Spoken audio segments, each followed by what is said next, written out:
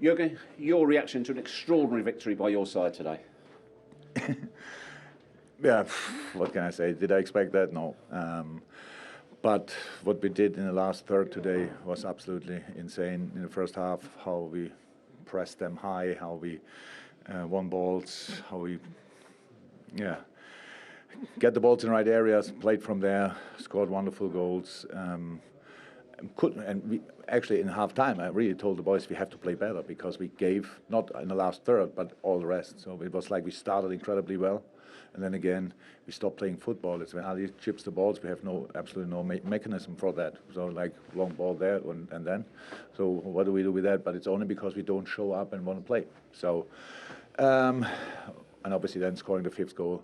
So scoring the fourth before half time, scoring the fifth, and then game over, and then we just controlled the game.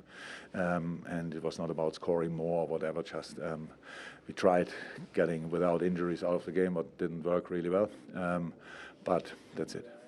As the coach, is it one of those days where everything you've put into practice, everything you've worked at, comes together? Yeah, of course. The result is insane. I asked already if there was ever a result like this in history. Probably nobody can remember it.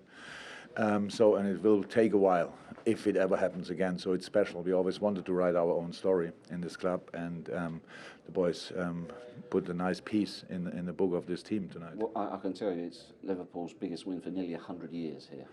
Yeah, and that's really special. It's really special, and I know that and I feel that. But it's now not the moment where, for me at least, not where we celebrate now like crazy because it's just because of respect for the opponent. So it's not about that. We knew that in key moments they had their chance in the first half.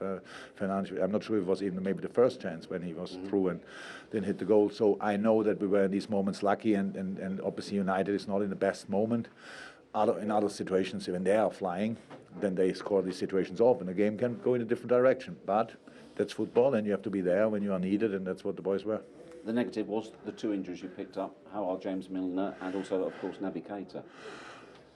Yeah, Miller's a hamstring. So he showed it to me like something is not right, but I didn't get it 100%, and he was anyway had no time until he had to make the next sprint, and then it was a proper hamstring. Then we changed, and Naby we have to see. So Naby's obviously got full throttle against the shin. And yeah, we have to see. He looks okay in the dressing room, but you see these things only a day or two after. What would you say about Mo Salah right now? Have you run out of superlatives? Oh, yeah, of course. What can I say? So I would say the second goal, you see when you are flying, then even these balls go in. I think he had better finishes in his life without scoring. But he's just there. And the fifth goal he scored is incredible pass from Hendo, but Mo is there. He's so desperate to get this ball. He's making the runs. He's in a great shape, obviously, at the moment. And he deals really well with all the fuss which the whole world is making around him in the moment. And he's dealing really well. He obviously enjoys his football, and long may it continue. Well, was it music to your ears when he came out publicly on Friday and said, listen, I would love to finish my playing days at Liverpool? What did you make of that when you heard him say that? Oh, I knew it. I knew it before. I don't have to watch telly to know that. That's the situation. So I was not surprised that he said it because I speak obviously from time to time to him, and I know the situation. You said, of course, we have to keep this in perspective. It's an unbelievable moment, but it's the 3 points and it's early in the season, etc. But what do days like today give you? 3 points, most important, against a proper opponent, a real competitor. That's how it is, and they will always stay. Yeah, of course, confidence, clear, but you have to understand these games right. You have to. So we lost once, I don't know, against Aston Villa 7-0, or so I'm not sure, 7-8, whatever. I forget these kind of things pretty quickly, but high. And you have to learn of it. Then we smashed Crystal Palace once with a similar result. And after that, we didn't make. I don't say that's now the same situation. It's just you have to understand the game. So when I analyze the game, I cut the goals off and analyze the game. So the result is not interesting in analyze. So it's now interesting, obviously, very interesting, the only interesting thing. But then you have to talk about, we can play better football, and we have to. And we have to stay more concentrated in a lot of moments. That's really, it's not saying or making up something. That's exactly how it is.